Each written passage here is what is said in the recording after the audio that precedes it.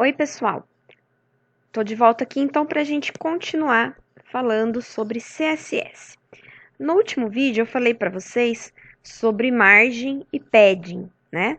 Que são atributos que nós podemos usar aí entre os elementos da nossa página, né? Para fazer o espaçamento e tudo mais. Agora eu vou passar para vocês o parâmetro visibility e o parâmetro display, tá certo? Que nós podemos usar para ocultar, deixar de mostrar elementos na nossa página. Vou pegar um exemplo aqui, olha. No HTML aqui, eu montei para vocês uma div, né? Nessa div eu coloquei um textozinho aqui e uma lista, né? Bom, até aí tudo bem, nenhuma novidade para vocês. Eu fiz uma classezinha que eu chamei de box1. Estou usando essa classe aqui na div, onde eu coloquei uma bordinha sólida na div. A gente vai ainda ter aulas falando sobre borda, né? E fiz também aqui a largura dessa div com 25% da largura do viewport aí da página, né? Bom, se eu executar assim esse código, a gente vai ver que fez bonitinho ali, né? Ó, a div. Tem o texto aqui, não estou usando margem, padding, nada, tá? A lista. E eu posso colocar o parâmetro aqui, visibility, e aí eu vou colocar o valor aqui para esconder a minha div. Quando eu atualizar o código, a div não estará aqui. Mas olha só um detalhe, após a div, se eu colocar aqui um texto qualquer, ele vai aparecer respeitando o espaço que essa div iria ocupar, certo? Então, nós temos um outro parâmetro, aí só para vocês saberem, o valor padrão disso daqui é visible, tá?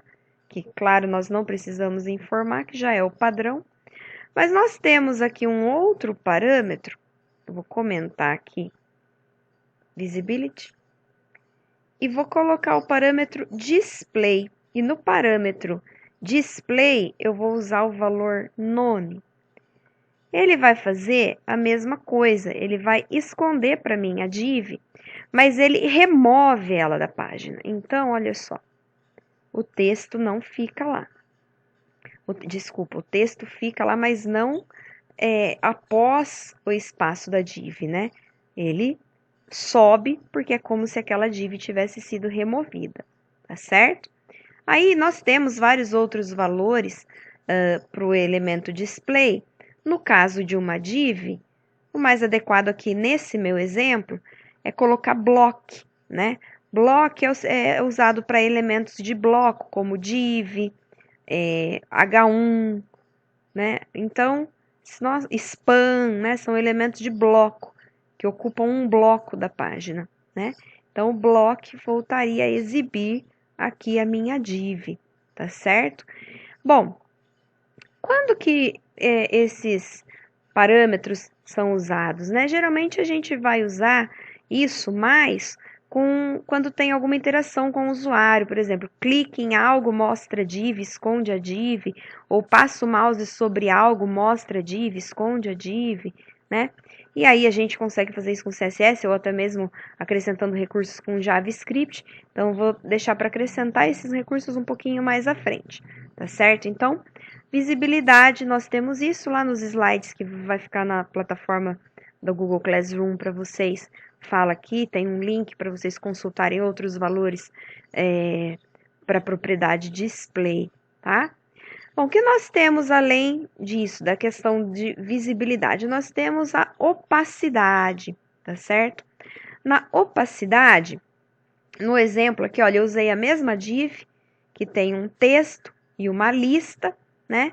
E eu fiz aqui, eu vou tirar a opacidade por enquanto, eu fiz aqui um CSS, a mesma classe, box1, e nessa classe eu coloquei aqui a borda, largura de 25% e a cor de fundo azul para div, né?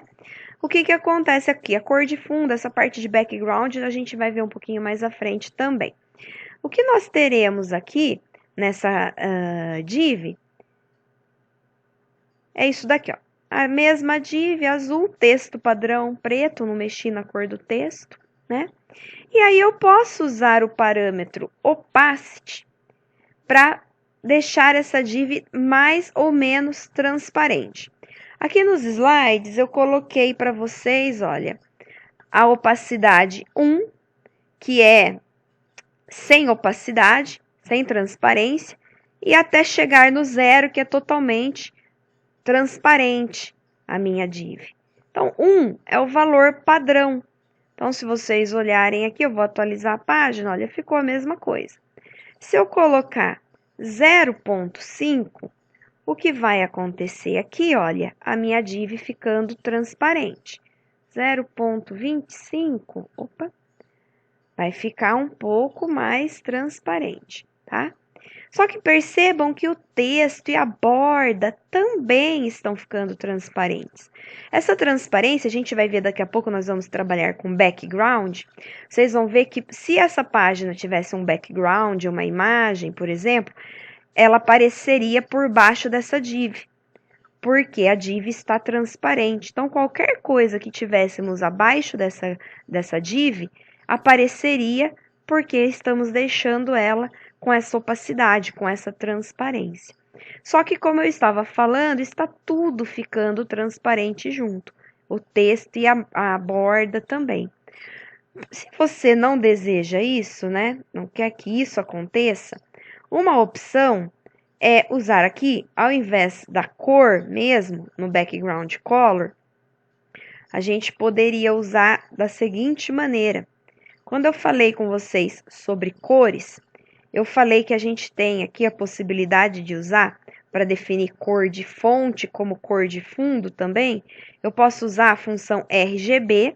Então, para o azul, o RGB aqui seria 00255, né? Lá em HTML eu ensinei para vocês, né?